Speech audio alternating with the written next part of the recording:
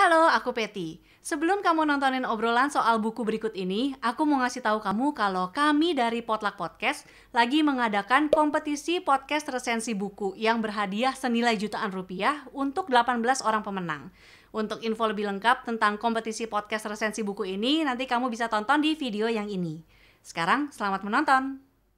Jadi Hestia ini adalah salah satu pegiat literasi, terus pegiat buku juga. Mungkin bisa dibilang pendengar dunia buku gitu ya. Walaupun kita mungkin belum menyepakati bahwa kayaknya followers gue belum ratusan K atau puluhan K gitu. Tapi sebenarnya kan apa yang kita lakukan lalu juga berdampak untuk sekitar gitu ya. Tidak harus banyak tapi intens terus loyal gitu. Seperti yang misalnya kayak kemarin bulan lalu kan aku ikutan baca bareng kan, terus wah ternyata banyak ya orangnya gitu, maksudnya kayak aku kira kayak cuman 10 orang gitu intimate, ternyata mungkin kadang 30, 40 gitu, dan itu menyenangkan buat orang-orang yang mangkir terus baca buku gitu ya, kayak aku mungkin misalnya beli Mikir. doang ya kan, iya beli doang, dibaca enggak, diposting iya gitu.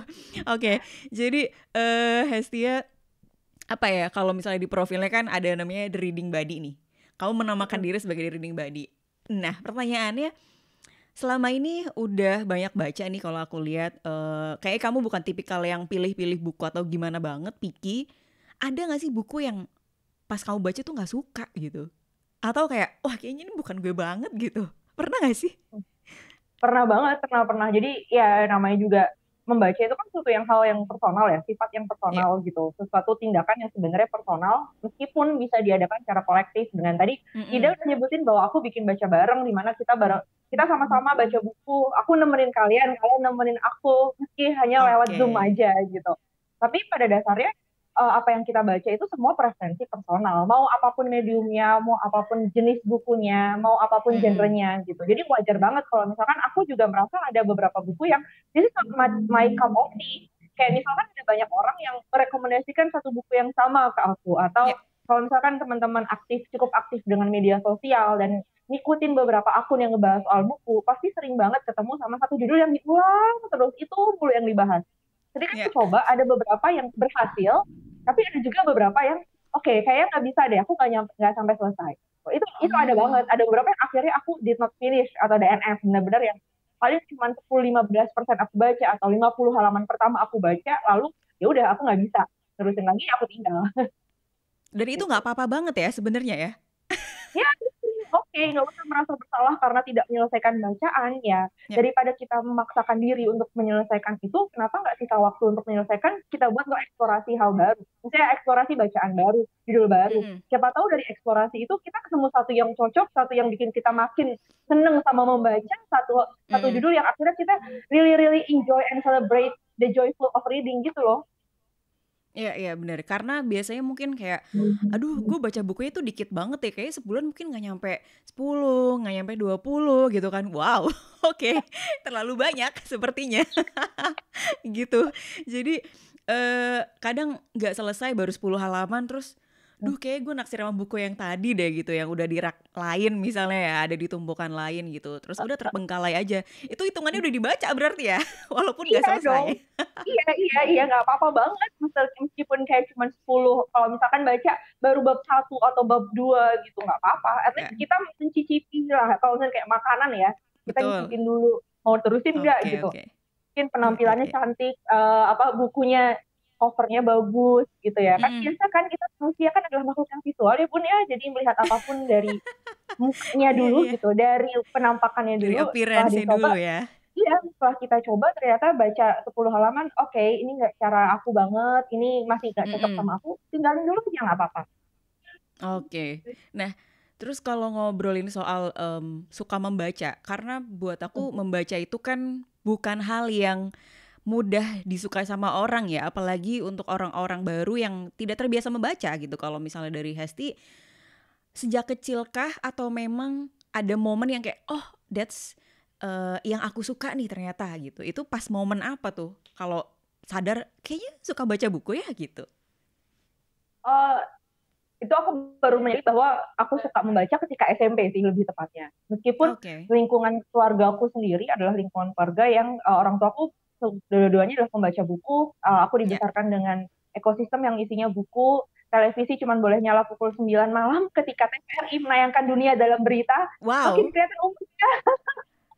Oke. Jadi Berarti nggak bener-bener nonton aku ini ya Putri Huanzu, Meteor Garden. curi-curi pun kalau ketahuan mama Curi. nggak boleh. Oke. Jadi kayak gitu-gitu sih. Tapi aku akhirnya mengetahui bahwa ternyata cara aku mencari kesenangan adalah dengan membaca ya baru SMP. Kebetulan dapat teman-teman close friend yang mereka demen banget baca.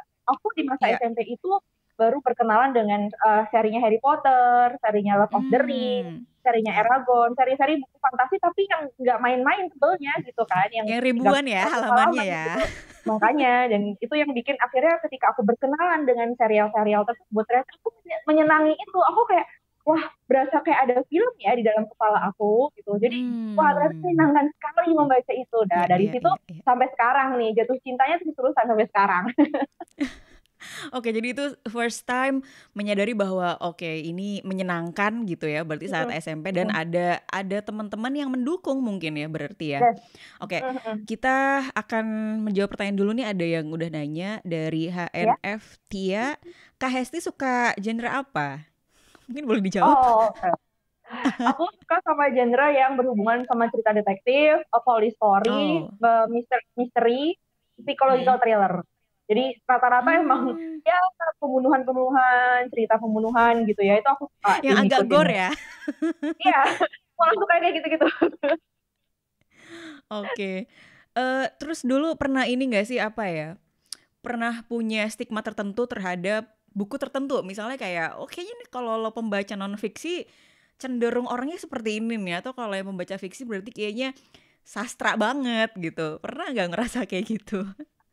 Aku pernah banget, karena kebetulan mamaku menggemari sastra ya, jadi yang beneran dalam kategori sastra, jadi bacaannya kayak Orhan Pamuk gitu ya, terus Khalil Gibran, Eka Kurniawan, Laksmi Pamuncak, itu bacaannya mamaku semua. Meanwhile aku belum merasa bahwa itu bacaanku, karena aku udah pernah mencoba baca Catur Itu Luka, tapi ternyata not my cup of tea lagi, jadi aku meninggalkan itu. Ketika aku melihat mamaku dan sekarang adekku baca bacaan sastra, aku masih merasa bahwa that's not my kind of reading yang mau aku baca, karena aku udah kebayang banget itu bacaan-bacaan yang berat gitu loh. Jadi aku di kepala, orang yang baca sastra berarti dia betah banget sama sesuatu yang sifatnya berat gitu. Atau bisa dibilang aku dulu waktu S1 aku dapet mata kuliah namanya filsafat ilmu ya, kebetulan aku sekolahnya di ngambilnya ilmu sosial gitu di FISIP, dapat itu kan, dan dapat dosen yang kebetulan kalau mengajar kurang bikin entertain mahasiswanya. Jadi stigma aku terhadap bacaan filsafat adalah membosankan. Wow. Sudah dipatahkan karena akhirnya aku ketika aku segede ini gitu ya, sudah selesai dari kuliah, aku menggemari bacaan filsafat secara sadar, aku baru tahu filsafat itu menyenangkan. Ternyata seperti itu. Seiring berjalannya waktu dengan bertambahnya bacaan-bacaan gitu ya berarti ya. Betul ya. Iya. Dan kalau ngobrolin soal banyak bacaan, kadang kita kan sebagai manusia kadang ngerasa aduh gue tuh butuh ngobrolin buku yang habis gue baca sama orang lain mungkin gitu. Nah, kalau misalnya kita nggak punya temen yang suka baca, akhirnya kan kita beralih ke berbagai platform nih misalnya. Betul. Ya sekarang mungkin karena media sosial sudah cukup banyak dipakai, jadi kan bisa lewat Instagram atau blog pribadi dan segala macam. Nah, kalau kamu sendiri ada berapa platform nih untuk berbagi bacaan dan menulis reviewnya mungkin ya, ulasannya? Jadi pertama kali aku nulis review atau ulasan itu lewat blogspot.com. Aku dulu masih ngurusin blogspot. Terus disitulah aku ketemu sama teman-teman komunitas blogger buku Indonesia, dan akhirnya itu yang membuka jejaring aku di dunia perbukuan sampai sekarang. Terus kemudian aku aktif di Goodreads, di platform namanya Goodreads. Itu aku suka juga nulis review ketika itu, dan reviewnya bukan review yang cuma sekedar ngasih rating atau bilang oh buku ini bagus, oh buku ini enggak. Aku bener-bener bikin review yang pakai unsur intrinsik. Anjir, unsur intrinsik, belajar bahasa Indonesia banget gue. Itu maksudnya. perkembangan waktu lagi ada Twitter. Kalau nggak salah Twitter dulu baru ada Instagram seingat aku. Jadi Twitter, terus kemudian Instagram. Nah, tapi aku baru bener-bener invest myself atau invest my content tentang buku di kedua platform itu ketika kayak 2 tahun terakhir ini gitu. Jadi ketika itu aku ngeliat, oh ternyata ada loh orang-orang di luar sana, misalnya bukan orang Indonesia yang dia suka sharing apapun soal buku gitu. Baik itu dari cuma sekedar foto cover atau informasi kayak, oh buku ini sudah terbit, oh buku ini harganya sekian, kayak gitu. Ada juga yang dia berbagi pengalaman baca. Itu yang aku tiru, berbagi pengalaman baca. Karena ternyata aku aja melihat dia berbagi pengalaman baca, aku pengaruh untuk baca itu. So, kenapa aku melakukan hal yang sama? Siapa tahu kayak teman-teman yang follow accountku jadi mau dan menikmati membaca. Karena semangat aku berbagi kan semangat aku sebenarnya ini relevan juga sama kenapa aku bikin baca bareng, kenapa aku memutuskan untuk benar-benar nyemplung dalam ekosistem adalah aku tuh sejatuh cinta itu dengan membaca. Aku enjoy banget sama yang membaca dan aku pingin teman-teman yang lain merasakan bahwa membaca itu menyenangkan. Benar-benar kamu bisa berpindah ke dimensi lain tanpa kamu harus pindah dari tempat kamu. Misalkan kayak karantina kemarin kan, ketika kita masih awal-awal pandemi, kita nggak bisa kemana-mana, cuman dengan bermodal buku aja, mau bacaan yang kayak gimana, mau terserah mau teman-teman baca komik, baca novel grafis gitu ya, itu bisa bikin diri kita kayak travel into another dimension tanpa kita harus berpindah dari kamar gitu. I really want to, aku pingin banget orang lain merasakan hal tersebut. Ya. Ini semacam pintu ajaib Doraemon, cuman bentuknya buku kali ya. Jadi nggak usah bertualang kemanapun, tetap di satu tempat. Oke. Jadi kalau ngobrolin soal berbagi, tadi udah punya beberapa platform, terus juga ada baca bareng gitu ya. Nah, kalau dari berbagi buku, berbagi pengalaman baca yang udah pernah Hesti lakukan gitu, apa sih impact yang kemudian kayaknya ternyata ini berpengaruh ya buat diri pribadi atau buat perkembangan personal gitu. Ada yang terasa nggak sih? Ya ada. Tentunya ada yang terasa, yang benar-benar terasa ketika tahun 2019 kita baru 2020 ketika awal pandemi banget itu ya. Aku bikin di bulan Juni 2020 aku bikin baca 1984 bareng. 1984 itu novelnya George Orwell yang menceritakan soal distopia gitu. Kenapa aku bikin? Pertama karena aku melihat bahwa waktu itu pemerintah Indonesia antara masih galau ya, ini mau dikemanain pandemi ini gitu, gimana kita bikin kebijakan, dan aku sangat relate dengan tulisannya Orwell di situ. So aku pengen sekalian aja, gue mau rilis nih, mau baca ulang nih 1984 dan aku nggak mau baca sendirian. Coba deh kalau aku bikin baca 1984 bareng, aku sebarlah itu di platform aku, Instagram dan juga Twitter. Kemudian aku pengen lihat teman-teman ada yang terpengaruh juga, dan ternyata hasil akhirnya adalah mereka dari sebulan yang aku adakan ada sekitar 51 partisipan, meskipun yang bertahan sampai akhir ya, sampai yang bisa menyelesaikan bukunya itu sekitar 20-an, menurutku itu dari luar ekspektasi aku. Karena aku sendiri kan sangat suka dengan 1984-nya Orwell. Aku tahu itu sedepressing itu ceritanya. Jadi kayak aku sebenarnya kayak udah nggak begitu naruh ekspektasi ya, orang bakal bertahan sampai akhir. Tapi nggak apa-apa lah, aku coba. Nah, rupanya 51 orang dengan berbagai macam medium, ada yang pakai audiobook, ada yang buku cetak penerjemahan, ada yang buku bahasa Inggrisnya, ada yang pakai EPUB kayak gitu-gitu, dan ternyata banyak banget gitu. Di situ kayak aku menjadi merasa bahwa if I make something, if I mempengaruhi orang dengan cara yang sangat sederhana aja, ternyata ada loh yang mau baca. Gitu. Gimana kalau aku malah menseriusi ini? Apakah itu malah nggak bikin orang jadi ingin eksplorasi dan merayakan asiknya membaca? Oke, ini menarik ya, karena dari situ akhirnya kamu juga berkolaborasi dengan berbagai content creator ya. Dan yang terakhir kan kemarin aku sempat nyimak juga di Ubud Writers soal klub buku sastra ya, untuk nge-review orang-orang Bloomington. Itu sebuah maksudnya kan berarti kan kamu sudah diakui nih bahwa kamu salah satu pemengaruh gitu ya di dunia buku gitu, dan yang cukup aktif lah, karena sering ngisi diskusi juga di beberapa acara literasi. Nah, kalau dari kamu sendiri, apa yang pengen kamu tuju sih sebenarnya dengan berkolaborasi tersebut? Terus apa untungnya juga gitu sebenarnya? Untungnya adalah aku mendapatkan kepuasan batin dan kesenangan hati. Satisfaction ya. Kalau misalnya dilihat secara garis besarnya adalah aku selalu dalam kepala aku atau mungkin dari circle yang ada di sekitarku, membaca itu selalu identik dengan kelas tertentu, yaitu kelas yang berpendidikan atau secara sosial ekonomi mereka pada kelas size A atau size B, ya kan, yang menengah atau yang di atas. Padahal yang namanya membaca, kalau kita menurut pada undang-undang dasar gitu, pendidikan adalah hak semua warga negara, dan kamu bisa membaca, kamu mengakses perpustakaan. Kebetulan aku latar belakangnya ilmu perpustakaan, aku belajar soal itu juga. Itu hak warga negara, tidak terkecuali gitu. Kita membayar pajak ya harusnya dapat hak itu, hak mengakses pendidikan, hak mengakses informasi gitu. Dengan aku berkolaborasi dengan banyak orang, itu sebenarnya cara aku untuk menunjukkan ngapain sih lo sok eksklusif, ngapain sih kamu merasa bahwa cuma kamu doang yang bisa baca, atau cuma kamu doang yang boleh bikin klub buku. No, nggak kayak gitu. Semua orang bisa bikin klub buku, semua orang bisa berkolaborasi, semua orang bisa merayakan bacaan. Jadi aku benar-benar against book shaming. Aku benar-benar mencoba untuk menginfluence teman-teman supaya ya emang kalau misalkan kamu cuma bertiga doang punya WhatsApp grup sharing bacaan, apa itu nggak disebut klub baca? Itu juga klub baca. Iya. Oke, gitu. Aku bahkan di account Instagram yang baca bareng ya, aku beberapa kali bikin postingan mengenai kamu pun juga bisa bikin baca bareng berdua doang sama teman kamu. Kamu pun juga bisa bikin buku berdua doang sama teman kamu.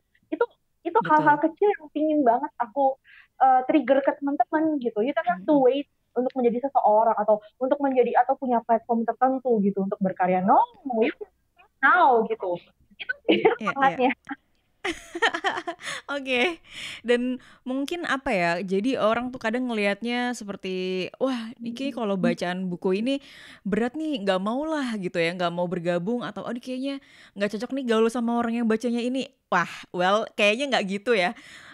Semua buku punya porsinya masing-masing, dan seperti yang tadi kamu bilang bahwa baca majalah, baca resep masakan itu kan menyenangkan ya sebenarnya ya, untuk memacu keingintahuan kita dari hal-hal yang kecil, hal-hal yang kita suka gitu. Oke. Ini tadi ada yang tanya nih, gimana cara nulis yang baik? Mungkin ini kaitannya sama nulis resensi kali ya, atau ulasan buku gitu.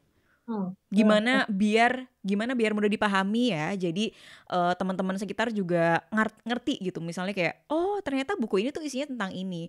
Kan kadang orang tuh menulis ulasan punya ideologi atau egois sendiri ya. Misalnya kayak, wah kayak tulisan gue harus bagus nih, kayak biar seakan-akan nih layak publis misalnya kayak di media atau apa, padahal kan itu blog pribadi gitu ya. Biar orang tuh nggak ngerasa berat gitu. Gimana? Ya namanya menulis itu semuanya dari latihan. Yang pertama, kita tidak akan bisa menulis kalau kita tidak bisa membaca. Itu kan udah cycle. Bener. Ya, nggak bisa banget. Tapi ketika menulis sesuatu, menulis resensi, ya mohon diperhatikan bahwa itu pasti akan menjadi sesuatu yang subjektif, bukan objektif lagi gitu. Ya iya, orang kita aja memilih bacaan sesuai dengan preferensi kita, otomatis kita menulis resensi pasti sesuai dengan tadi hasil akhir dari pengalaman baca gitu. Nah, apa yang bisa dituliskan sebenarnya kayak aku belajar pertama kali ya, unsur intensif dalam kayak bahasa kayak gitu ya, setting tempat, setting waktu, itu bisa banget. Tapi kalau teman-teman mau pakai cara teman-teman jurnalis kayak pakai 5W1H, itu juga bisa. Itu aku melatih dari situ juga 5W1H. Terus kemudian banyakin baca resensi-resensi pendek kayak teman-teman yang ada di media. Nggak harus langsung baca yang ada di media massa, kayak misalnya di koran gitu. Itu kan cukup panjang. Tapi coba aja cek di Goodreads. Teman-teman yang di Indonesia banyak kok yang pakai Goodreads, dan mereka ada yang secara rajin menuliskan resensinya di Goodreads. Jadi kayak contohnya Daniel Dian, mungkin teman-teman di sini ada yang pernah lihat di Goodreads, dia cukup aktif untuk bikin resensi. Ada beberapa orang juga yang dia menuliskannya dengan sangat compact, padat, tapi benar-benar to the point. Saya nggak suka karena ABCD bla bla bla, selesai. Jadi orang ketika baca resensi itu dia langsung bisa memahami, dia nggak sukanya karena slow pace, karena terlalu lambat. Nah kebetulan saya juga nggak suka nih bacaan yang lambat. Oke, jadi saya nggak perlu baca buku ini, kayak gitu loh. Nah jadi nggak apa-apa banget kalau misalkan kita mau panjang monggo, mau pendek tapi padat juga nggak masalah. Kalau buat aku nggak ada pakem yang gimana-gimana ya, karena kalau aku kan menulis resensi karena itu adalah sebagai bentuk feedback. Aku merasa terbantu dengan resensi yang udah teman-teman upload di media sosial, di Goodreads, di blog. Aku ingin mengembalikan, giving back to the community lagi, bahwa aku terbantu, makanya aku mau menuliskan resensi. Oke. Iya, dan mungkin bisa dimulai dari hal-hal yang dekat sama kita ya. Misalnya setiap hari kita buka sosial media ya, Ya, kenapa tidak ditulis di situ saja gitu. Alih-alih betul. menulisnya dengan repot-repot bikin website atau bikin Iya, blog pribadi gitu ya. iya, Yang betul. merepotkan tapi nggak nyaman jadinya ya Iya, gitu. iya, iya. Iya. Dan kalau ngobrolin soal berbagi buku, berbagi pengalaman baca atau semangat baca, selama ini nih sejauh ini sebagai seorang pegiat literasi, pegiat buku, kalau dari Hesti ada tantangannya nggak sih? Misalnya, wah ini kayaknya gue harus konsisten baca atau lagi masa-masa males gitu ya. Itu gimana tuh cara untuk tetap straight to the point? Wah, gue harus berbagi soal ini nih gitu. Tantangan yang pertama adalah konsistensi, itu benar banget. Konsistensi untuk Itu kayaknya tantangan nge-post semua ya. orang ya. Iya, untuk posting, aku untuk membaca, aku itu menjadi coping mechanism aku ketika aku stres, ketika aku udah nggak mau ngadep laptop, nggak mau melarikan Iya. diri dari pekerjaan lah, itu adalah membaca gitu. Tapi untuk mengeposting itu butuh energi dan teks lagi Bener, gitu, iya. nggak bisa sembarangan kan, karena Iya, aku iya. berusaha benar-benar memberikan yang terbaik buat follower aku. Ini Mm-mm. standar dalam diri aku, dalam pribadi ya. Kalau teman-teman misalkan di sini yang mendengarkan ingin ya udah gue cuman ingin foto bukunya kasih rating tanpa ada penjelasan, dan oke, itu adalah cara teman-teman masing-masing gitu. You do you lah ya. Mm-mm. Tapi kalau di aku punya itu kendala pertama. Kedua, aku nggak bisa bohong kalau ada stigma-stigma tertentu terhadap bacaan atau judul tertentu yang aku baca. Jadi Iya. misal ya ada yang kayak, lu ngapain sih baca penulis tip gitu, ada satu penulis gitu yang Mhm. lagi rame digoreng sama netizen. Mm. Padahal justru aku tanya, ini kenapa sih kok rame bukunya? Ini kenapa sih penulis ini sampai diomongin dan dijulitin sama netizen? Aku cuma ingin gitu doang gitu loh. Bukan untuk merendahin atau gimana, karena aku cuma ingin membayar rasa penasaranku aja. Terus Iya, iya. ya, dan yang terakhir yang sebenarnya agak belakangan ini juga sedang aku alami kan, bagaimana komunitas buku di internet punya kubu-kubu sendiri yang mana aku sayangkan gitu. Padahal seharusnya kita bisa berkolaborasi, tapi ada yang malah saling apa ya, membenturkan satu sama lain, seakan-akan ada yang merasa superior dan ada yang merasa bahwa lu apa namanya, kok lu pingin spotnya sampai segitunya, ada yang seperti itu. Itu aku Mhm. sangat sayangkan, dan aku berusaha untuk bukan netral ya, berusaha berada pada sisi yang suportif, yang tetap Mhm. berpegang pada values aku, yaitu inklusif, suportif, dan ruang yang aman gitu. Iya, iya. Karena memang banyak klub buku juga yang kecil-kecil dan apa ya? Mungkin ada baiknya juga untuk saling berkolaborasi, bener sih kata kamu tadi. Nah, kalau ngobrolin soal itu nih, pernah nggak ditolak atau ya menerima penolakan lah dari beberapa klub buku gitu yang kamu incer terus kayak aduh nih sayang banget nih padahal pengen banget kolaborasi sama dia atau kalau dari Hesti sendiri gimana tuh? Alhamdulillahnya aku belum pernah mengalami penolakan. Malah Oke. aku yang menolak. Jadi karena pertama aku tahu kan, baca bareng sampai sekarang cuma aku yang handle, karena dia Hmm. baca bareng adalah, kalau misalnya pakai bahasa diplomatis, adalah anak ideologisku. Anak ideologis. Anak Oke. fisip gitu. Maksud aku kayak, aku masih pingin punya ideologi dan values yang aku pegang itu benar-benar dibaca bareng, karena itu otoritas penuhku di sana. Values yang aku Mhm. pegang itulah dibaca bareng. Jadi ketika ada orang-orang atau komunitas tertentu yang minta aku untuk kerjasama, aku harus benar-benar ngecek value-nya apa, mereka mau achieve apa, sejauh mana sih mereka melihat Mhm. bacaan, apakah cuma sekedar mediumnya aja, atau udah lebih dari itu, beyond just physical book gitu. Karena aku menemukan beberapa klub buku yang mungkin mereka masih perlu untuk eksplorasi ya, bahwa ya membaca itu cuma didikotomi banget non fiksi sama fiksi. Padahal Mhm. aku itu kan ya balik lagi, karena aku punya latar belakang pendidikan itu, jadinya ya menurut aku gerbang untuk membaca itu termasuk komik, termasuk buku anak-anak, termasuk cerita bergambar, itu adalah gerbang untuk membaca. Dengan kita mendikotomi cuma fiksi non fiksi, ya gimana orang mau jadi inklusif membacanya, ya enggak lah, jadi akan merasa, Mhm. wah gila, gue kalau mau baca harus judul Sapiens dulu, atau misalkan Iya, Tanduk iya. Pituluka dulu. Waduh, wah nggak kekejar tuh tujuan-tujuan awal kita. Gitu. Jadi ya aku cukup selektif untuk ngajak kerjasama. Kalau misalnya kebetulan aku kenal si foundernya secara personal, itu akan lebih baik, karena aku udah tahu ya, Mhm. udah pernah berkomunikasi sebelumnya. Atau misalkan kayak ini podcast resensi buku lagi kerjasama dengan penerbit Haru. Kebetulan aku sudah kenal dengan teman-teman penerbit Haru. So ketika kemarin mereka bikin festival buku Asia, aku dengan gampang iyain, karena aku udah tahu personal mereka seperti apa. Gitu. Oke. Jadi memang ada kesamaan value, terus Ya, juga apa ya, background check kali ya, ya, secara background check. background check gitu, nggak harus personal yang dicek Mhm, terus, tapi juga institusinya, terus Ya, lembaganya, tujuannya mhm, apa gitu ya. Syukur-syukur punya visi yang sama gitu, betul. kalaupun mungkin mirip-mirip ya bisa dicari jalan Ya, tengahnya mungkin gitu ya. heeh, ya. Oke. Selamat bergabung juga nih teman-teman yang baru bergabung di Instagram Live podcast resensi buku. Hesti tahun lalu juga ikutan ya kompetisi resensi buku ya Iya, saya sebagai peserta. sebagai peserta. Nah mungkin boleh ceritain kenapa waktu itu ikutan lomba kompetisi resensi gitu kan. Siapa tahu teman-teman yang baru bergabung live ini jadi pengen ikutan juga. Yang pertama adalah hadiahnya dong. Oh Pasti wow. diumumkan hadiah pertama. Aku tidak melihat hadiahnya ya. Saya tidak berbohong bahwa ya kadang aku agak-agak bounty hunter gitu. Ketika aku tahu bahwa saya bisa nih ya ngikutin lombanya, maksudnya Mm-mm. lombanya itu melakukan hal yang masih possible aku lakukan di kala aku sibuk bekerja dan ikut kelas ini itu. Jadi ya udah aku ikut. Lalu kedua, aku barusan banget kelar second sisternya Chan Ho Kei. Mm-mm. Buku atau novel 600 halaman yang menyelamatkan aku dari burnout karena kerjaan gitu. Oh So, aku wow. merasa bahwa ini bagus banget untuk teman-teman yang suka misteri atau psychological thriller, baca itu tuh pasti cocok. Jadi kayak sama sih kayak tadi yang aku bilang, aku pengen menularkan itu, kayak aku pengen kasih di Mm-mm. teman-teman, wah, this is a good book, a good novel yang harus dibaca. Dan ya, terus kemudian, aduh aku jadi malu ada Ida dan mungkin ada Petri di belakang sana. Ya supaya podcast aku, supaya podcast aku bisa naik ke permukaan lagi. Ya, aku sih bikin lagi.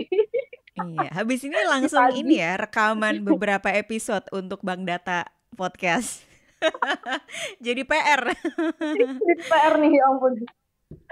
Ya, oke, karena mungkin dari apa ya, dari kompetisi yang sekarang nih dengan penerbit Haru, Share Media, penerbit Baca, juga Goshen Suara Indonesia itu kan, mungkin teman-teman jadi ngerasa, aduh kayaknya gue bukan pembaca buku banget gitu, misalnya buku gue kayaknya mungkin cuman buku puisi atau buku cerpen gitu, jadi kayak minder kayak gimana ya, aduh jangan deh, nggak pengen ikutan deh, jangan deh apa gimana gitu.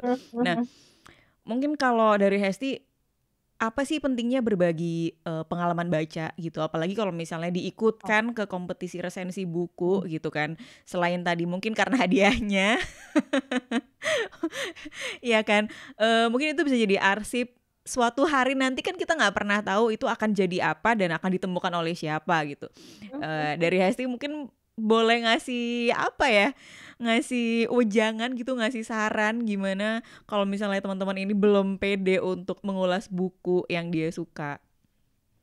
Sebenarnya teman-teman yang namanya membaca memang sebuah aktivitas yang personal. Setiap orang punya pengalaman membaca pribadi masing-masing yang jelas berbeda.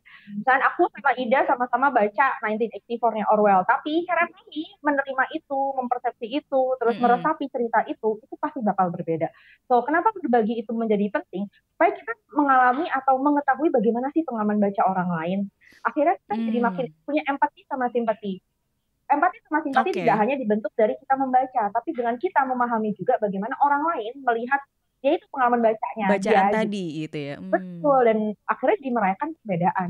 Bahwa ada orang yang punya pendapat berbeda terhadap buku kesukaan kamu, itu suatu hal yang wajar. Jadi kamu nggak kaget, misal nanti ketemu di internet gitu ya, ada anonim, Jelek-Jelek 1984 gitu, aku udah santai-santai aja. Ya emang orang ada yang nggak Iya suka, iya terus iya. kenapa? Ya Mm-mm. aku suka tulisannya Orwell, terus dengan lihat ada orang menjelek-jelekan Orwell, lalu lantas apa aku bisa marah? Enggak, karena aku Mm-mm. sudah tahu pengalaman baca itu sangat beragam. Kalau kita Mm-mm. mau berkontribusi menyebarkan atau ya dengan ya less effort lah ya, kayak tadi misalnya ngerekam suaranya aja gitu untuk jadiin podcast atau misalkan tadi lewat media-media yang lain, itu berarti kita memberikan akses kepada orang lain untuk memahami yang membaca adalah sesuatu yang personal dan tidak ada masalah dengan perbedaan pendapat dan opini. Itu aja. Betul betul. Tadi menarik soal poin simpati dan empati karena itu mungkin tidak disadari oleh orang-orang yang membaca buku ya. Karena mungkin hanya menganggap sebagai hobi atau kegiatan biasa. Ternyata itu bisa menciptakan atau membangun pelan-pelan simpati atau empati. Nah, mungkin Hesti punya pengalaman sesuatu yang akhirnya mencetuskan 2 poin itu. Ada Aku malah sesuatu yang dapat, relate mungkin? iya, aku malah dapat apa ya namanya gambaran-gambaran, karena gini banyak banget yang kalau misalnya teman-teman di sini sempat ngikutin keributan yang ada di platform sebelah di Twitter soal fiksi dan non fiksi, pasti banyak banget yang kemudian melihat bahwa ngapain sih lu baca fiksi, jangan salah, fiksi itu bikin kita jadi makin tahu dari empati sama simpati. Kenapa? Karena kita aja manusia itu unik gitu. Aku sama Ida, aku nggak akan pernah mengalami pengalamannya Ida pakai jilbab. Mungkin Ida pernah bepergian atau bekerja di sebuah kantor yang mostly laki-laki. Ida menjadi seorang perempuan berjilbab satu-satunya di kantor itu. Karena aku nggak mengalami dong aku nggak pakai jilbab. Ya kan, dengan aku baca bukunya Ida yang menceritakan hal tersebut gitu, aku jadi bisa refleks, oh ternyata di luar sana itu ada orang yang strugglingnya sebetulnya loh, hanya karena dia pakai jilbab gitu di tempat kerjanya. Beberapa buku yang aku baca nggak cuma fiksi juga sih teman-teman. Ada buku-buku memoir yang memang sangat jauh lah ya posisinya dengan aku. Salah satu contohnya adalah penulis-penulis American Born Chinese yang ada di sana, yang ada di US. Otomatis kita pasti berbeda sekali. Tapi dengan aku membaca karya-karyanya, memoirnya para ABC ini, American Born Chinese ini, aku jadi tahu meskipun mereka US citizen, tapi karena warna kulit yang berbeda, ukuran mata yang berbeda, mereka mendapat perlakuan tidak menyenangkan, mereka dapat perlakuan diskriminatif. Apabila susah untuk membaca memoir, baca fiksi. Banyak banget tulisan-tulisan atau buku-buku yang ditulis oleh mereka-mereka yang kulit berwarna, kayak misalkan teman-teman dari apa namanya, aku lupa sih, soalnya teman-teman yang dari Jepang misal tapi tinggalnya di Amerika, atau kalau mau ya salah satu contohnya kayak bukunya Mbak Oka Rusmini membahas soal bagaimana perempuan Bali. Lah aku perempuan Jawa, aku tidak pernah merasakan jadi perempuan Bali. Dengan aku baca Tarian Bumi, aku jadi tahu, oh jadi perempuan Bali itu ternyata sulit ya, oh ternyata punya kondisi yang seperti ya gitu. Akhirnya kita bisa empati. Nantinya ketika misal kita bekerja dengan seorang perempuan Bali misal seperti itu, kita main asal stigma atau labelizing segampang itu, karena kita sudah baca, oh strugglingnya perempuan Bali itu kayak gini. Oke, mungkin cara aku berkomunikasi harus lebih lembut misal seperti itu, harus bagaimana, itu sih menurutku. Iya bener. Itu yang mungkin tidak disadari oleh pembaca ya biasanya ya. Karena ternyata membaca itu bisa menimbulkan pengalaman dan memori yang sedalam itu gitu. Bagaimana kita memahami perspektif dari bacaan yang sederhana yang mungkin kita anggap nggak penting atau sepele gitu ya. Iya, oke. Thank you banget loh buat ngobrol-ngobrolnya sore ini. Waktu jua yang harus memisahkan kita. Semoga nanti bisa ketemu lagi di Instagram Live di sesi yang lain. Sesi harus dijadiin itu. Iya, sesi harus dijadiin. Oke deh. Thank you banget Hestia sudah menghabiskan minggu sorenya bersama podcast Resensi Buku. See you. Bye. Oke, terima kasih juga buat teman-teman yang sudah bergabung di Instagram Live Podcast Resensi Buku sore ini. Tadi sudah ngobrol bersama Hestia, seorang pemengaruh di dunia buku, pegiat literasi juga. Dan nanti teman-teman boleh melihat ulasan Instagram Live ini di YouTube Potluck Podcast. Oke, sebelum menutup sesi Instagram Live sore ini, aku mau ngingetin lagi sekali untuk kompetisi resensi buku. Ini sudah dibuka, dan kalau misalnya teman-teman belum daftar, belum tahu cara daftarnya, boleh klik tautan di bio profil podcast Resensi Buku. Nah, bedanya kalau di sebelumnya hanya untuk podcaster, nah sekarang ada 2 kategori nih, pembaca dan podcaster. Jadi teman-teman kalau misalnya bukan podcaster gitu ya, tapi hanya pembaca, well it's okay, karena itu nanti akan dinilai secara objektif berdasarkan kategorinya masing-masing gitu. Jadi jangan lupa untuk baca satu buku yang paling teman-teman suka dari penerbit Haru, Shira Media atau penerbit baca, salah satu dari penerbit yang tadi yang aku sebutkan. Terus ulas lewat audio, boleh rekam pakai HP, dan tergantung nanti teman-teman mau mengikuti kategori podcaster atau pembaca gitu ya. Nanti teman-teman boleh langsung submit aja gitu. Karena sebentar lagi kompetisi resensi buku akan ditutup. Jadi jangan sampai ketinggalan, dan boleh loh diajak teman-temannya untuk ikutan juga. Karena hadiahnya lumayan, tadi seperti kata Hestia, hadiahnya menarik ya, sampai dia bisa ikutan tahun lalu. Oke deh, terima kasih sekali lagi untuk teman-teman yang sudah bergabung hari ini. Sampai jumpa di sesi Instagram Live berikutnya. Dah.